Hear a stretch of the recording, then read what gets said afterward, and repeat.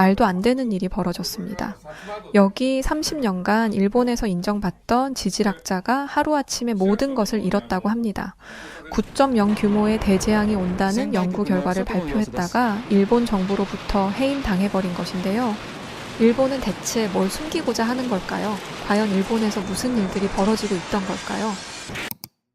저는 일본 도쿄대학 지진연구소 출신의 55세 지질학자 하야시 도시히코입니다. 다들 아시겠지만 일본과 지진은 떼어놓을 수 없는 사이이고 전 지질학자로서 일본에 발생할 수 있는 수많은 크고 작은 지진에 대한 연구를 진행하고 있었어요. 그 중에서도 제가 집중적으로 파오던 연구가 하나 있었습니다. 무려 30년간 진행한 연구인데 바로 난카이 트로프 지진이었죠. 제가 30년이라는 긴 시간 동안 난카이 트로프 지진을 연구하는 것에는 다 이유가 있었습니다. 이 지진은 분명 30년 내 발생할 가능성이 100%로 보여지고 있었고 그 규모가 역대급인 9.0 이상이 될 것으로 보여지는 충격적인 연구 결과가 있었죠. 이는 가상의 추측이 아닌 30년간 진행한 연구 결과에 기반된 것으로 확실한 결과였습니다. 확실한 연구 결과만을 근거로 발표를 해야 하기에 신중했고 더 시간을 끌어서는 안 된다는 입장이었어요. 여기서 더 시간을 지체하다간 대비조차 못하는 최악의 상황을 맞이할 수도 있겠어. 이제는 일본 정부의 해당 연구 결과를 공표하고 발표하는 게 좋을 것 같아. 전 이 충격적인 연구 결과를 발표했으나 일본 정부는 이 진실을 은폐하기 바쁜 아주 비상식적인 행동을 하기 시작했습니다. 일본 정부는 당장 크게 다가올 재앙을 받아들이고 대비하는 것이 아닌 당장의 부동산 시장과 외국인 투자에 미칠 영향을 우려하는 게 우선이었죠. 제 연구 결과를 묵살하고 음해하기 시작했습니다. 그러나 30년간 이어진 제 연구 결과에는 어떠한 이변도 없는 그야말로 아주 확실한 내용이었죠. 역사적 주기성을 먼저 살펴볼 수 있었습니다. 실제로 난카이 트로프에서는 100년에서 150년 주기로 최소 규모 8 이상의 대지진이 반복적으로 발생하고 있었어요. 이를 통계로 최근 발생한 대지진은 1944년 쇼난토 난카이 지진이 규모 8.1이었고 1946년 난카이 지진이 규모 8.4였죠. 그 이전에도 1854년, 1707년 등 주기적으로 지진이 발생했으며 현재는 약 80년 이상 지났기 때문에 다음 지진이 임박한 상황이라는 것을 인지해야 하는 상황이었습니다. 또한 지각 변형 관측 데이터를 살펴봐도 제 연구 결과에는 타당한 근거가 있었죠. GPS 및 지질 조사 결과 난카이 트로프의 판 경계에서 상당한 에너지가 축적되고 있는 것이 확인되었습니다. 그리고 태평양판이 일본열도 아래로 밀려 들어가는 서브덕션 과정에서 거대한 응력이 쌓이고 있는 것도 확인할 수 있었죠. 무엇보다 집중해야 할 것은 바로 전조 현상이었습니다. 난카이 트로프 인근 해역에서 슬로우 슬립인 단층이 느리게 미끄러지는 현상이 증가하고 있었고 과거 동일한 징후가 관측된 후 대지진이 발생한 사례가 근거였습니다. 확실하고 타당한 근거가 있음에도 신중하기 위해 긴 시간을 투자해 연구를 한 것이지만 일본 정부에서 묵살을 해버렸다는 것에 충격이 컸습니다. 난카이 트로프의 지진은 그야말로 대지진으로 예상되는 피해 규모를 감히 추측조차 할 수 없는 수준이었죠. 그럼에도 대략적으로 예측을 해보자면 사망자의 경우 32만 명, 경제적 피해 222조엔 약 2,000조 이상이 될 것으로 추산할 수 있었어요. 도카이, 긴키, 시코쿠, 규슈 지역에 큰 피해가 있을 것이고 특히나 도쿄, 오사카, 나고야, 고베 등 대도시 타격 가능성이 높기에 그야말로 폐허화가 될 수도 있는 수준으로 추측할 수 있는 사안이죠. 심지어 대지진의 여파로 인해 쓰나미 발생 여부도 고려하지 않을 수 없으며 쓰나미 발생 시 태평양 연안 도시들이 심각한 침수 피해를 입을 가능성도 열어둬야 하죠. 기본적으로 규모 9.0에 가까운 대지진의 경우 광범위한 건물 붕괴, 화재, 교통, 통신 마비뿐 아니라 집안 액상화 현상으로 건물 및 도로 침하 우려 등 일본 전역의 인프라 붕괴 및 경제적 손실이 상당할 것으로 보여지고 있습니다. 또한 쓰나미뿐 아니라 난카이 트로프 지진과 함께 후지산 분화 가능성도 제기되는 상황이었죠. 1707년 난카이 트로프에서 지진이 발생한 후 약 49일 만에 후지산이 대규모 분화를 일으킨 실제 사례가 있습니다. 물론 이 자연재해를 인간이 막는 것은 결코 불가능한 일이지만 예방과 대비를 할 수 있는 충분한 시간은 벌 수 있으며 그걸 통해 피해를 최소화할 수 있는 방법을 지금부터 찾아야 한다는 것이 제 의견이었죠. 일본 정부는 확실한 근거를 바탕으로 30년간 진행한 제 연구에 대한 결과를 일본 정부의 이익만을 위해 은폐하고 묵살하기 바쁩니다. 이건 대중들의 알 권리를 침해하는 일이며 추후 다가올 큰 대재앙에 대한 충분한 대비조차 할 수 없도록 만드는 정부의 무능함이라 생각합니다. 눈앞에 당장 벌어지지 않은 일이라고 태평하게 있을 것이 아니라 당장이라도 대피책을 마련해야 할 것입니다. 단순히 지진으로 그치지 않고 일본이 폐허화되며 나라 전체를 잃을 수도 있는 중대한 사안임을 고려해 주시고 제 연구 결과에 대한 목소리를 들어주시길 바랍니다. 전 다시금 심각성을 강조하며 목소리를 냈지만 결국 돌아온 것은 해직 처리였습니다. 제가 해직을 당한 것 자체가 아주 황당한 일이 아닐 수 없었죠. 긴 시간을 지질학자로 살아오며 나름 인정받는 위치에 있던 제가 연구 결과를 발표했다는 그 이유로 2번 다시 지질학자로 살아가지도 못하게 만드는 것은 말도 안 된다 생각했습니다. 전 자국에 대한 근심 어린 걱정과 다가올 미래에 대한 불안함을 대비하고자 하는 마음에 30년을 투자했던 연구였죠. 그러나 돌아온 것은 제 입을 막는 것, 그리고 2번 다시 목소리를 내지 못하도록 해직 처리하는 것이었습니다. 일을 하지 못한다는 것에 큰 자괴감에 빠졌고, 이를 두고 동료들의 반응도 2가지로 나뉘었어요. 도시이코가 그간 지질학자로 낸 연구만 해도 몇 가지이고 어떤 위치에 있는 사람인 줄 뻔히 알면서 어떻게 하루아침에 사람을 해고할 수 있지? 본인들의 뜻에 어긋나고 거슬린다는 이유로 해고 처리를 할 수 있다니 정말 실망스럽다. 그러게 아직 당장 벌어지지도 않은 일인데 왜 그렇게 정부를 건드렸어? 우린 말 그대로 지질학자일 뿐이지 정부에서 멈추라고 하면 대중에게 비밀리에 우리들끼리 알고 넘어가야 할 것들도 있어야 하는 거 아니야? 적당한 타이밍에 알아서 발표를 했을 거라고 난 생각해. 이번 일은 아쉽지만 도시히코가 너무 성급했다고 생각해. 전 동료들이 뭐라고 하든 사실 들리지 않았습니다. 그저 제 연구 결과에 대한 심각성을 알아주길 바랄 뿐이었죠. 이미 해고 처리가 된 이상 이제는 이판사판이라며 전 개인 유튜브 채널을 오픈했고 제 채널이니 제 개인적인 의견을 담은 영상을 올리기 시작했습니다. 심적으로 많이 괴롭고 힘들었지만 이 시기에 제게 가장 큰 힘이 되었던 것은 바로 가족이었어요. 제 아내는 한국인이었고 저희 부부 사이에는 28살의 아들이 있었죠. 가족들은 제게 힘을 줬고 응원하며 유튜브 개설 역시 가족들의 도움으로 할 수 있었습니다. 분명 당신의 선택이 틀리지 않았다는 것을 나중에 일본에서는 알 거야. 그러니까 기죽지 말고 당신답게 늘 그랬던 것처럼 꿋꿋하게 의견을 냈으면 좋겠어. 진우가 알려준 것처럼 유튜브를 통해서 그동안 하고 싶었던 말들과 결과들을 공유하면 분명 많은 사람들이 주목하지 않을까? 맞아요. 아버지의 연구 결과에는 확실한 근거가 있고 이걸 집중하고 관심 있는 사람들이 분명히 있을 거예요. 심지어 그들이 아버지를 해고 처리한 것은 결과로만 놓고 봤을 때도 정말 어리석은 짓이었다는 걸 모두가 알아야 한다고 생각해요. 그렇게 가족들의 도움으로 유튜브에 하나둘 영상들을 올리기 시작했고 놀라운 일이 벌어졌습니다. 일본에서는 제 연구를 비판하고 음해했지만 유일하게 제 연구를 인정해주는 곳이 있었죠. 바로 한국 서울대 지질학과였습니다. 도시이코의 영상들과 그동안의 연구 자료에 대한 논문들을 아주 인상적이게 봤습니다. 도시이코 지질학적 연구를 매우 높이 평가하고 있어요. 저희와 함께 협업하여 독립 연구를 이어가 보시겠어요?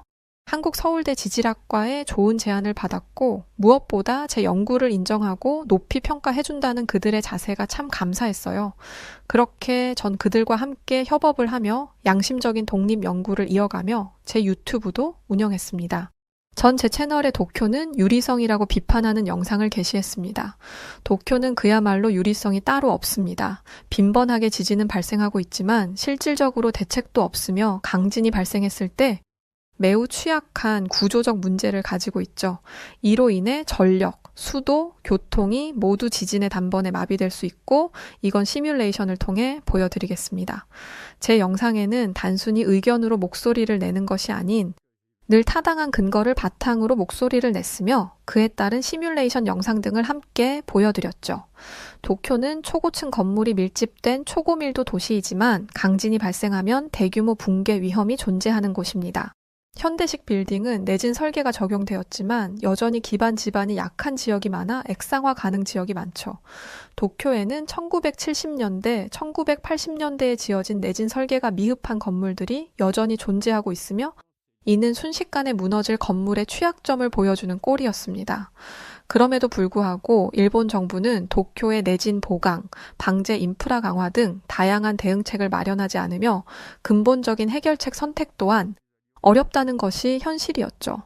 제가 도쿄를 유리성이라 표현한 것은 결코 과장이 아니라 현실적인 경고였고, 일본 정부는 도쿄의 내진 보강뿐 아니라 대피 인프라와 도시 재설계를 포함한 보다 근본적인 방제 대책 마련이 아주 시급한 상황이었습니다.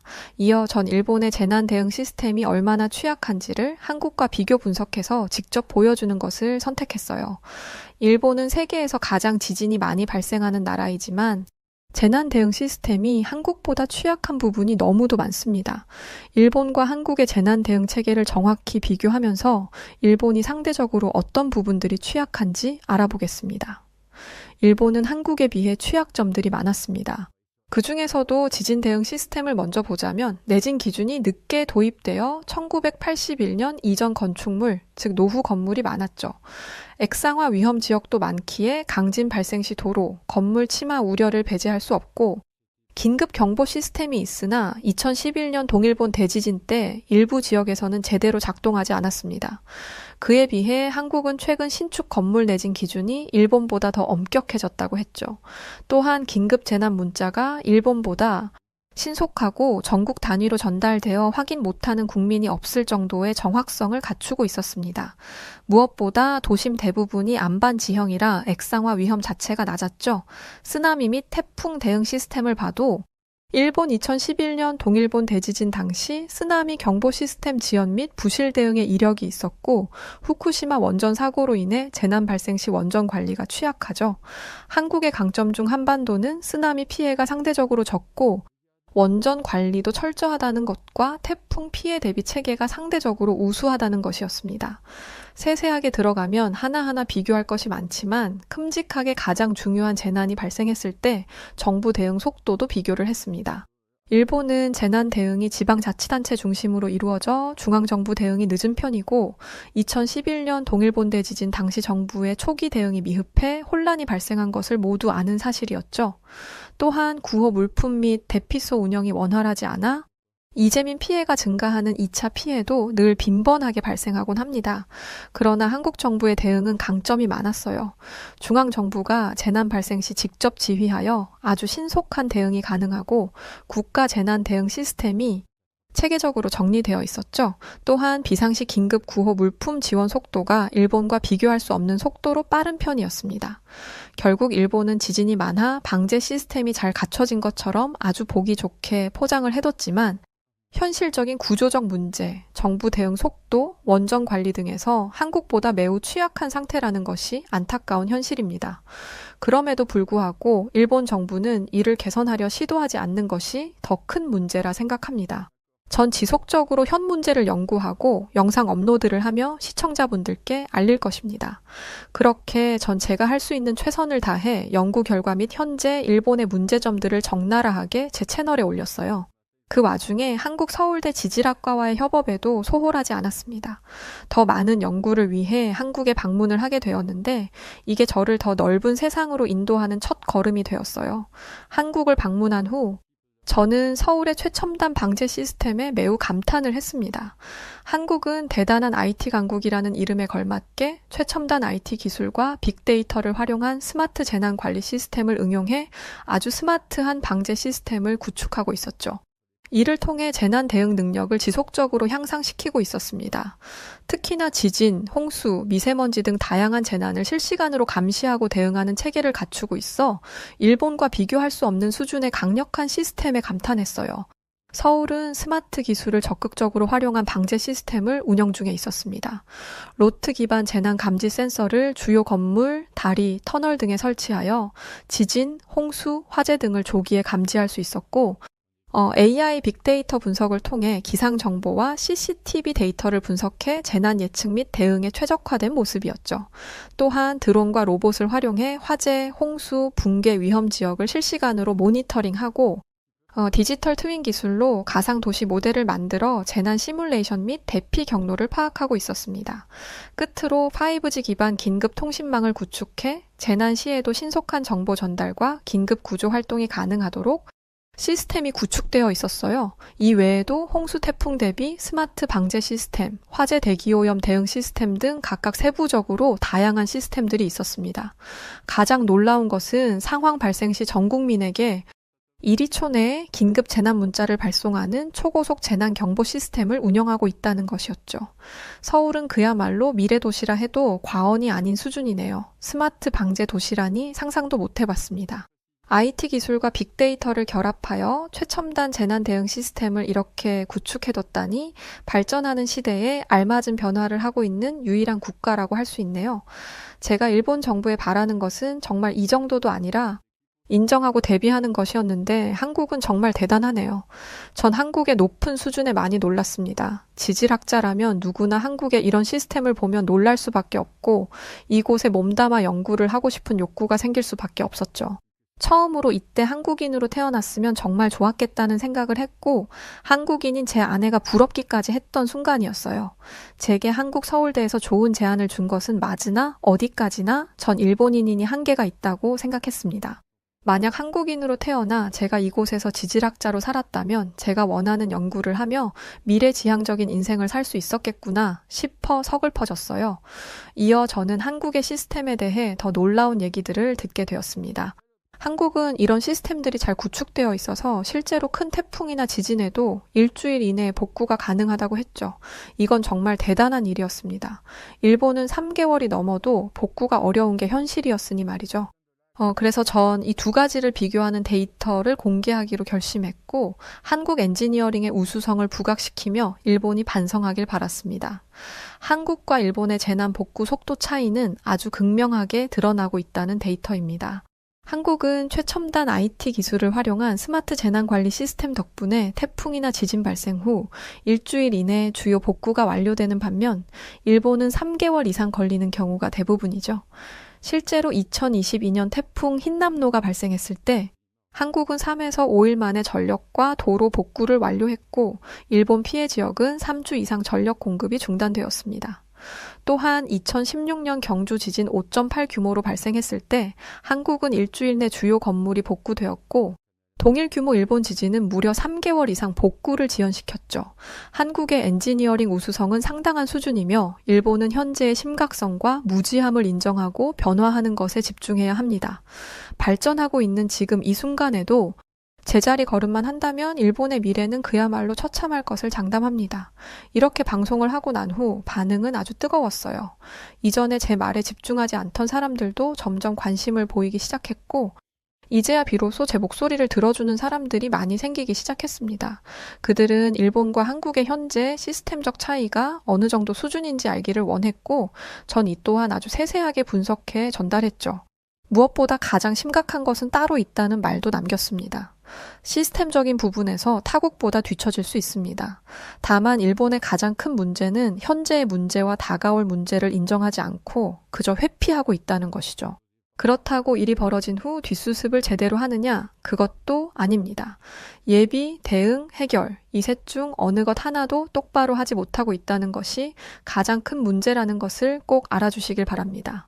줄곧 강조했던 난카이 트로프 대지진의 심각성 또한 꼭 주목해 주시길 바랍니다.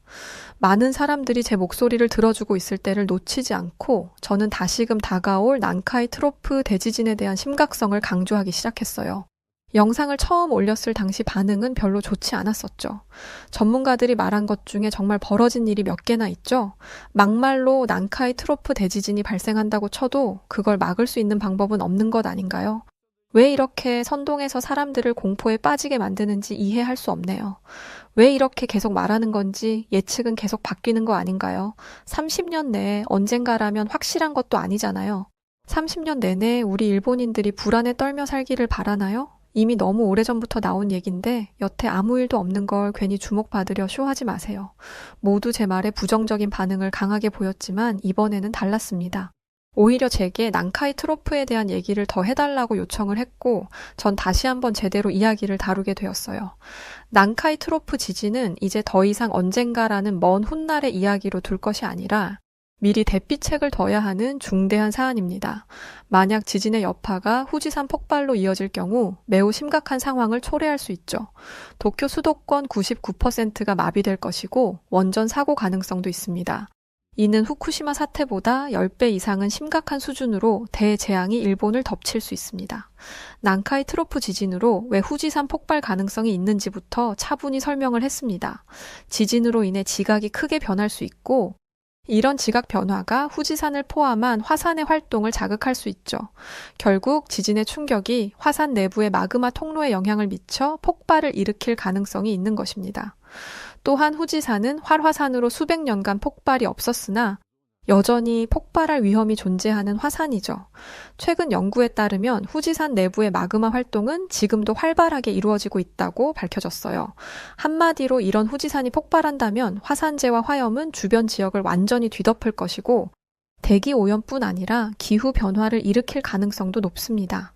이로 인해 농업, 물자 공급, 인간 건강 등에 치명타를 줄 수 있죠. 더불어 후지산의 폭발이 해저 화산 활동과 연결될 경우 쓰나미를 발생시킬 것이고 상상할 수 없는 수준의 피해가 일본을 덮치겠죠. 전 이어 더 큰 문제는 지적했습니다. 애초에 난카이 트로프 지진만 발생한다고 해도 일본 정부는 이를 대응할 능력이 부족합니다.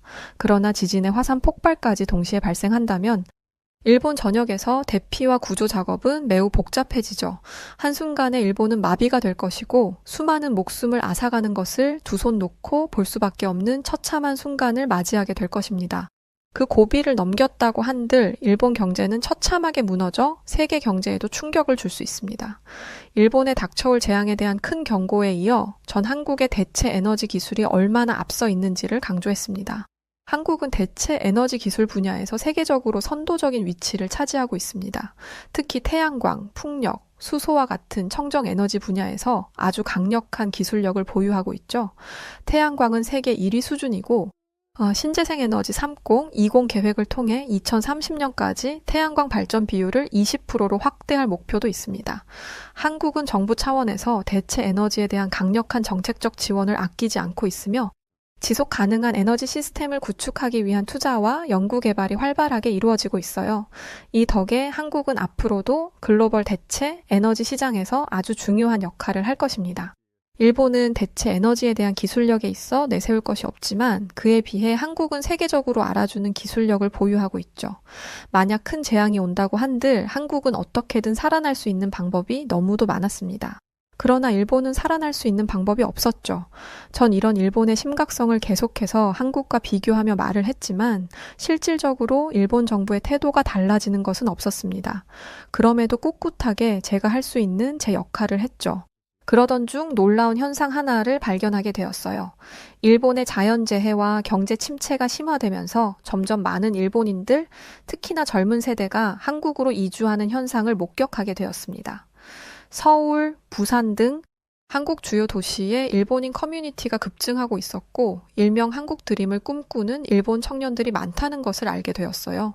결국 일본 정부의 무능한 탓에 젊은 인재들을 한국에 놓치고 있다는 안타까운 현실을 마주해야 했고 전 한국 드림을 꿈꾸는 일본 청년들과 인터뷰도 하고 한국에서 성공한 사례들을 보여주며 현실의 심각성을 다시금 강조하기 시작했습니다.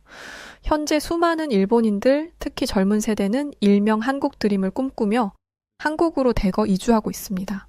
자연재해가 빈번하게 발생하는 일본은 재난 대응 시스템을 갖추고 있으나 최근 몇 년 동안 발생한 대형 자연재해에서 피해 복구가 지연되는 등의 문제로 신뢰도가 낮아졌죠.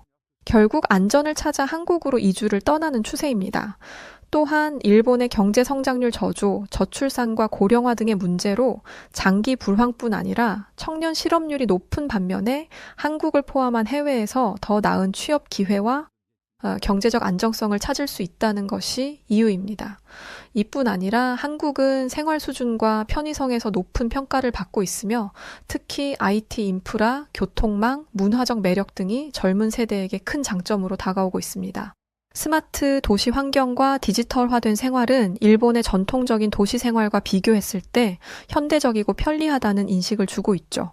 가장 큰 차이로 일본의 낙후된 산업 구조와 경제적 정체성에 비해 한국은 젊은 세대에게 더 많은 성장 잠재력을 제공한다는 이유로 현재와 같은 이주 현상은 지속될 것으로 예상됩니다. 이어 실제 일본 청년들의 인터뷰를 이어갔습니다. 한국은 경제적으로 나아지고 있고 청년들에게 다양한 기회를 제공해주고 있어요. 또 일본처럼 자연재해에 대한 불안감도 없고 재해가 일어나도 한국은 대응은 빨리 해서 일상생활과 안전에 불안함이 없어요. 한국은 생활 환경이 꽤나 현대적이고 교통 시스템이나 인프라가 아주 편리해요. 일본보다 효율적이죠. 일본 청년들은 한국 드림을 꿈꾸며 이주하길 잘했다는 의견이 대다수였고 다시 일본으로 돌아오고 싶냐는 제 물음에 모두 아니라고 대답을 했죠. 그렇다면 실제 한국에서 터를 잡고 살며 성공한 청년들의 사례가 궁금해지기 시작했습니다. 그래서 전 그들을 직접 수소문 끝에 찾아 나섰고 인터뷰를 할 수 있었죠. 전 유리코라고 해요. 일본에서 디자인 학과를 졸업하고 바로 한국으로 유학 와서 패션 브랜드를 시작했죠. 한국의 패션 산업이 글로벌 시장에서 인정받기 시작하면서 제 브랜드도 해외 진출까지 할 수 있었어요. 물론 수많은 고비는 있었으나 결국은 한국 트렌디한 환경 덕에 성공할 수 있었죠. 전 일본에서 게임 개발에 매진하다 한국 게임 회사에 취직을 했어요. 그때 한국 게임 시장의 규모와 발전 가능성을 보고 제 게임 개발 회사를 차렸거든요. 그야말로 맨 땅의 헤딩이었는데 지금은 여러 글로벌 게임 대회에서 수상도 하고 큰 인기도 얻고 부도 얻었어요. 그들은 모두 한국으로 온 것을 만족하며 살고 있었습니다. 한국에서 살고 있다 보니 한국에 대한 장점에 대해 누구보다 잘 알았고 일본의 취약점 역시 제대로 파악하고 있었죠. 정말 쓰린 현실이 아닐 수 없었습니다. 사실 저라는 사람 하나가 할 수 있는 일은 정말 없다는 것을 깨닫게 되었어요. 그럼에도 천천히 알리다 보면 언젠가 달라질 거라 믿었습니다. 그러던 중 동일본 대지진을 예언했던 유명 만화가의 새 작품에 대한 논란이 시작되었어요. 만화가는 7월 5일에 난카이 트로프 지진이 일어날 것이라는 내용으로 베스트셀러가 되었고 일본 사회는 그제야 집단 공포가 확산되었습니다. 이 만화가는 동일본 대지진을 예언한 것으로 아주 유명한 인물이었죠. 그의 예언은 단순한 픽션이 아니라 실제로 일본에서 대형 자연재해를 예상하는 내용으로 사람들의 관심을 끌었습니다. 만화가가 그린 작품은 지진과 같은 자연재해가 발생하는 상황을 다루고 있었고 이는 그의 예술적 접근과 현실 세계의 자연재해 사이의 연결고리를 제공하고 있었죠. 제가 수많은 경고를 할 때 모두 들은 척도 하지 않았지만 이 만화가의 작품이 유명해지는 이 시기에 맞춰 일본인들의 한국 이주 시도는 난리도 아닌 상황이었습니다. 한국행 티켓이 매진되고 한국 부동산에 대한 일본인 투자가 급증한다는 뉴스까지 전해지고 있었죠. 일본이 몰락할 것이라고 이제는 자국민들도 인지를 한 것입니다. 그러니 변화하는 것을 함께 하려는 것이 아니라 안전한 한국으로 도망을 치려는 것이죠. 전 이 사태를 가만히 지켜보다 입을 열었습니다. 결국 일본의 모든 문제가 자민당 일당 독재와 세습 정치에서 비롯된 것입니다.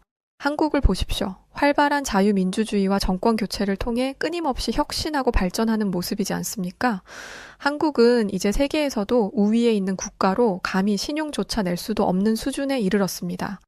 반면 우리 일본은 그야말로 유통기한 지난 정치에 고여 있으며 이로 인해 국가의 몰락을 하루하루 앞당기고 있다는 것을 알아야 할 것입니다. 결국은 제 외침은 들리지 않았지만 제게는 다른 희망이 생겼습니다.